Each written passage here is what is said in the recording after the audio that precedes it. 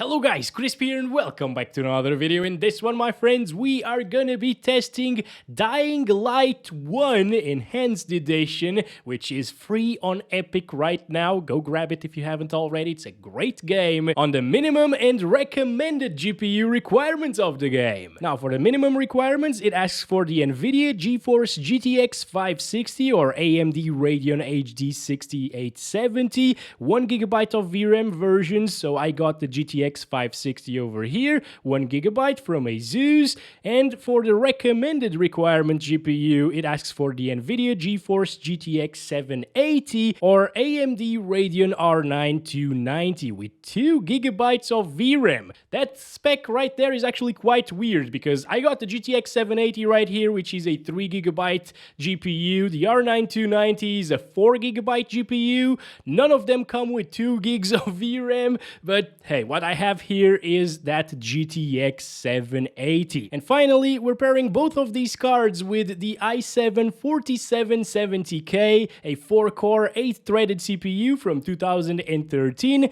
16GB of DDR3 clocked at 1600 MHz in dual channel, and a 1TB SSD to install the game in. This CPU is actually above the recommended system requirements, but this is only a GPU requirement test, not an entire system requirement test, alright? Still, the CPU is pretty old at this point, and you probably have something better in your system, and well, it will still be pretty interesting to take a look at these two in this game. So let's get to it, shall we? Alright guys, we got the GTX 560 installed along with the latest Nvidia drivers available to it, which are from 2018 as you can see, but this is a very old GPU, of course it doesn't support the latest drivers. 1 gig of GDDR5, all of its specs are right here in Tech Power-Ups GPU Z as usual, so feel free to take a look at them. And over on the left in Task Manager you can see the CPU, the i7 4770K, as well as the RAM configuration, DDR3 16GB 1600 MHz in dual channel, and the GPU again.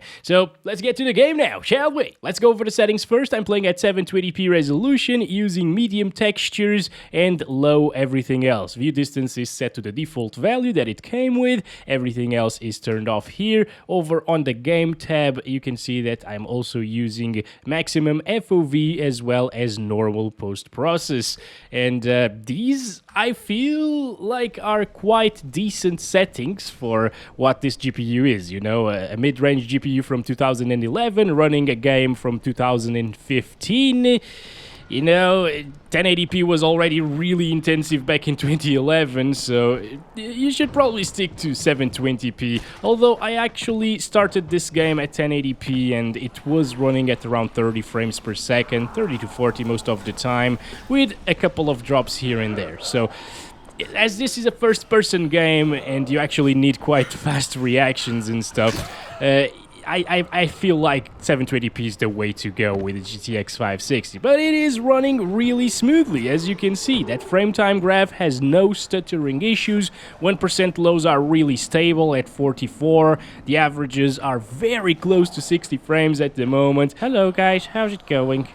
But also keep in mind, I am playing this game with my old capture card and I feel a ton of input lag for some reason, so I can't really do very quick stuffs. Okay, survivors inside.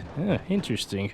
We should go here. But yeah, if you have something as old as the GTX 560 from 2011 and as good as it or better, you can definitely play this game right now. It's gonna run really, really well. The i7 also doesn't have any issues whatsoever. Of course, it's above the recommended requirement of CPU for this game. But going by the CPU usage, you only need 4 cores and 4 threads to run it properly, so that i5 2500 from the minimum requirements should also keep up pretty well in this game. Over here in vegetation areas, it actually drops into the 30s, as you can see. So definitely avoid 1080p resolution, even though I have seen it drop only once at 1080p during the prologue of the game. I didn't really come across any vegetation, and it still dropped, so over here it would probably get down into the lower 20s. So yeah, I think that's about it for Dying Light 1 on a GTX 560 minimum requirements GPU for this game. It's actually really good, guys. I was expecting a little bit worse, especially in terms of frame time consistency, because the game doesn't stutter whatsoever. It's really solid. Like, these days, if you try to play games on minimum requirements, 2023 games mostly, it's not gonna work well. You're gonna see very, very low 1% lows and a ton of stuttering.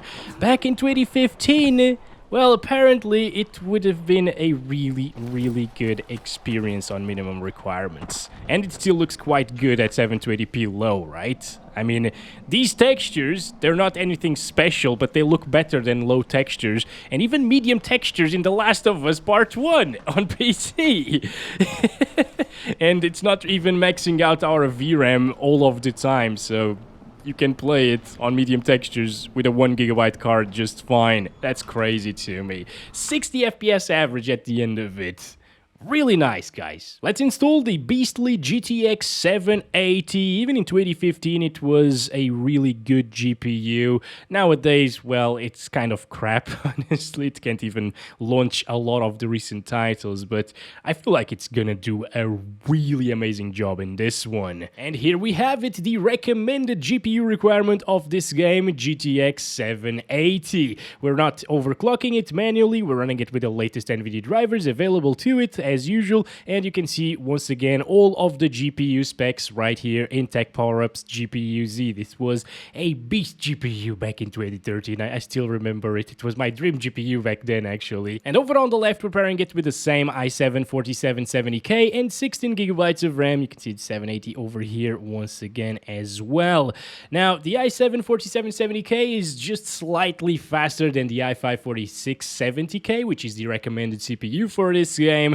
The main difference being that the i7 has 4 cores and 8 threads, and the i5 has 4 cores and 4 threads. But since this game doesn't really use hyper-threading, at least not that well, it shouldn't really make a difference. If you have the i5 and the 780, it should run the same. Let's get into it now, shall we? And in this one, I set the resolution to 1080p using the high settings, everything. This one on the middle right there. Ambient occlusion is now turned on, as well as HBAO+. These are turned off because I don't really like the effects. And the film grain. Why is the film grain in there? Well, I'm just gonna roll with it. Anti-aliasing is also enabled here. And in the gameplay tab, or the game tab, wait a second, let's just turn off the music.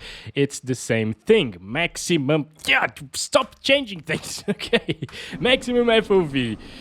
Oh, yeah. Wait a second. I don't like the film grain after all. It's very apparent in this game. Okay. All right, let's turn that off now. Much better. Right, let's start counting our FPS, and as you can see, GPU usage is still completely maxed out, so we still have a GPU bound scenario, which is great for GPU testing. So again, the i5 4670K, especially if you overclock that a little bit, it should get exactly the same FPS. This is an old title after all, so no wonder that an old 4-core 4-thread CPU will do an amazing job at it, just like every other game released back in 2015, basically. It's only now that single-player titles that are linear, not even open world like this one, are utilizing like 8 cores and 16 threads fully. Like The Last of Us again.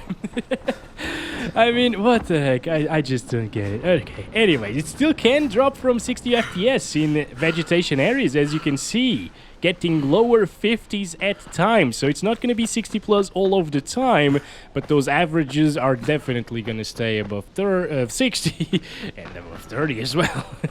Now, GTX 780 is very close in performance in these older titles to a GTX 1650, which is quite interesting. It's a little bit slower than 1650. I guess 780 Ti is the one that's closer to the 1650 sometimes. Even better in old titles. But yeah, you can expect the same or around the same experience if you pair a GTX 1650 with a 4-core 8-thread CPU like this one, or a 4-core 4-thread CPU like the i5 that's recommended when overclocked. Yeah, I just started the game, played the prologue a little bit, and that's been it. Now I'm running around clueless. killing some zombies. Yeah, there we go, in the ass, boy. Okay. All right, look at that. Frame time graph is also very stable. It's a little bit weird right there. Sometimes it's thicker than usual, you know. But I can't feel any stutters whatsoever. It's really solid, guys. Look at the lens flares once again. Still looking pretty much the same. Like, the lighting doesn't really change by all that much. When set to high compared to low, which is interesting. Oh, we can actually jump down there. Wait a second. There we go. Beautiful. Oh, yes. These jumps are amazing. Look at the water here. Not a problem to render. I might actually start taking a look at older titles more frequently because these are well worth playing, even in 2023. So if you haven't already, go pick up this game on the Epic Game Store. It will come with all of the expansions and everything. That's what the Enhanced Edition means, by the way. And have fun. I might even play it myself in my free time now, because I'm actually enjoying this, guys. All right. Anyway, it's very refreshing to be playing a game that actually works and doesn't stutter. And again, I might actually take a look at more old titles. So thanks very much for watching. Don't forget to like and subscribe if you haven't already. Catch you in the next one very soon. Love you all. Bye-bye.